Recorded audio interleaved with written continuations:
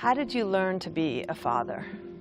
My dad, he took us everywhere and did everything with us. He was always an example for me, and so I just wanted to be like him.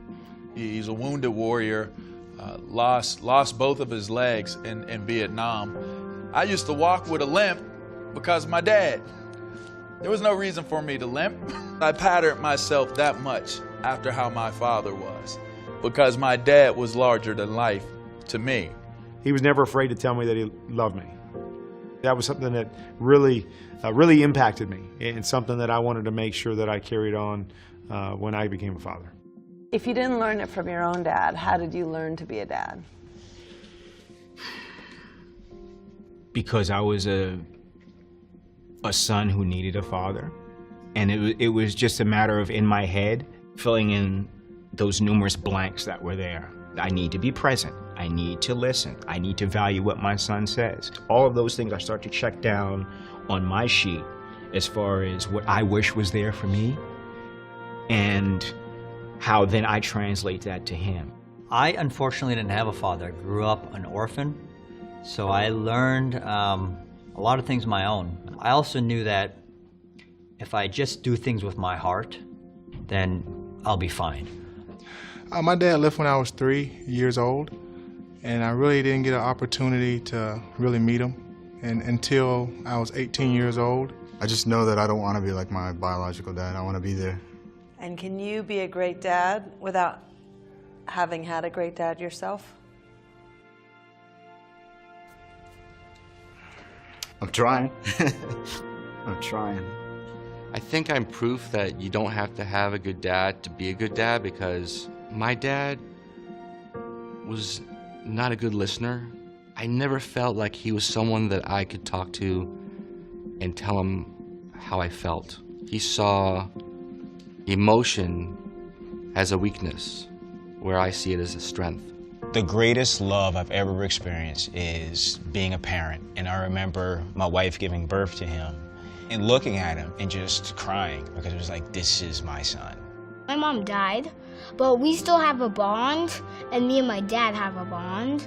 The bond with Dad, it's one of the things that keeps us together. My dad would not have liked it if I had a mohawk. I remember when I was 17, I came home with an earring, and he was furious, and he did not want me in the house. I've always told him that no matter where we go, if you want to go out, you tell me you want to go, and you can always go wherever I go. So he's not going to be left in the car because it's too hard.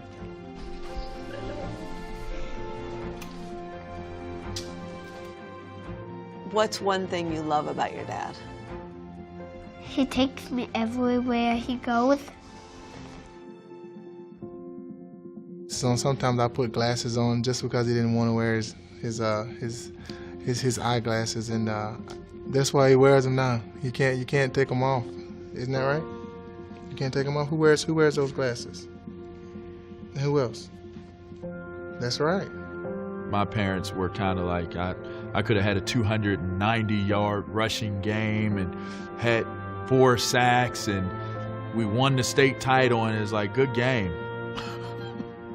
Trash duty tomorrow. Although I do raise them with those type of values, you're never as good as you think you are, you're never as bad as you think you are, you're somewhere right in the middle. But I make sure that they know how much I love them and how much I'm proud of them. How do you know your dad loves you? A lot of hugging and kissing. I love you stuff. Yeah. I love you stuff. That's pretty good. You're gonna pretend that you are a dad. Son, hold my hand. Stay next to me until we can cross. What if I don't listen? You will listen. And what have you learned from Dad? To be nice to people and be kind. And what kind of dad do you want to be? This kind. How do you know your dad loves you? He says it 24/7. And he's not afraid to show it either. And what do you love most about Dad? He's like my best friend. Tell me what you love most about Daddy. I love his heart. I think you don't have to have a good dad to be a good dad. And it really doesn't matter what surroundings you're in to become a good dad. You know, being a dad doesn't have anything to do with blood. It's not biological. It's about a choice that you make to love your children. Say thank you. Thank you.